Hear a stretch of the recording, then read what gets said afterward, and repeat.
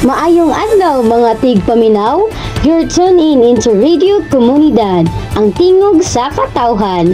Ug karon atong hisgutan ang usa ka kooperatibang nagdala og paglawom sa hog industry diri sa atong komunidad.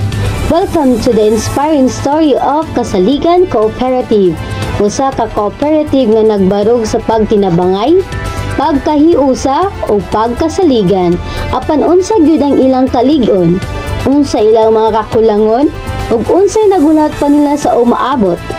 Atong ila-ilahon ang Kasaligan Cooperative pinaagi sa usa ka espesyal nga segment, SWOT Analysis Told as a Story. Ayod gyud moghawa kay magsugod ta karon. Una atong tanaw ng strength or ang kusog sa Kasaligan Cooperative. Imagine niyo mga higala usa ka kooperatiba nga mura gyud usa ka dako nga pamilya. Kung kulang ang usa og feeds, naadayon mo tabang. Kung naay problema sa hagpin, naadayon mo tabang moayaw. Mao ni ang unang kusog sa Kasaligan Cooperative, pagkahiusa. Ilapod nga advantage ang paggamit og local resources, local feeds, local knowledge, local manpower, dili sila maglisod pangita og support. Og syempre ang ilang mga hogs maalagaan, limpyo ug lig-on, maunang salig kayong mga konsumidor sa ilang produkto. Kasaligan sila sa kalidad, kasaligan sila sa katawhan. Pero bisan unsa kalig-on ng pamilya, naagit tayong mga kalisod. Ang Kasaligan Cooperative adunay pipila ka weaknesses nga angay natong masabtan. Una, gagmay pa ang kapital.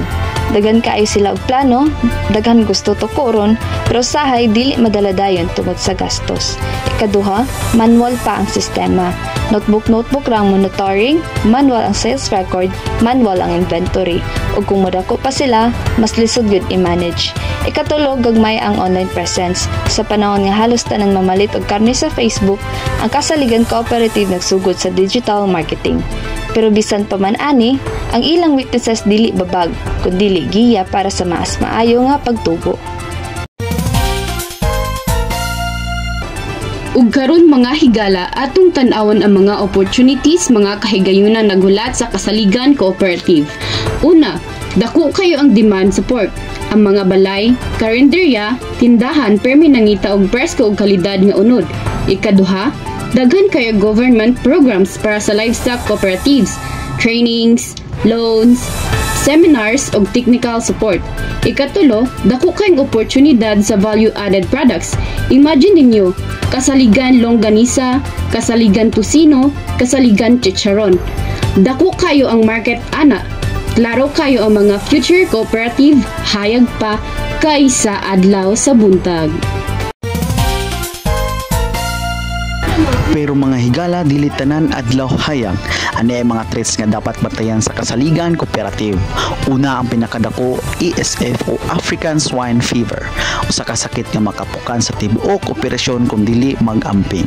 Ikaduha, nisaka ang presyo sa feeds kung musaka ni mubugat yun ang gasto sa mga hog raisers. Ikatulo, price fluctuation sa market. Usahay mahal kayong baboy, usahay ubos kayo. Unpredictable. Og syempre, ang kompetensya gikan sa dagkong commercial farms. Pero unsay nakayunik sa Kasaligan Cooperative, dili sila mag-atubang og bagyo nga sila lang usa, kundi mag-atubang sila nga kuyog ang tanan.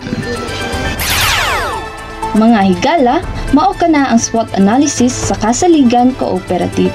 Usa ka kooperatiba nga nagbarog sa lig-on nga pundasyon, nagpadayon sa pagkat-on, naglantaw sa mga oportunidad ug nagbarog batok sa bagyo sa industriya. Kasaligan Cooperative, kasaligan sa kalidad, kasaligan sa komunidad, kasaligan sa kaugmaon. Ini sila Maki, Dian, Rica ug Bernadette sa Radyo Comunidad. Padayon lang og paminaw kay daghan pa kitang matuklasan diri sa atong programa.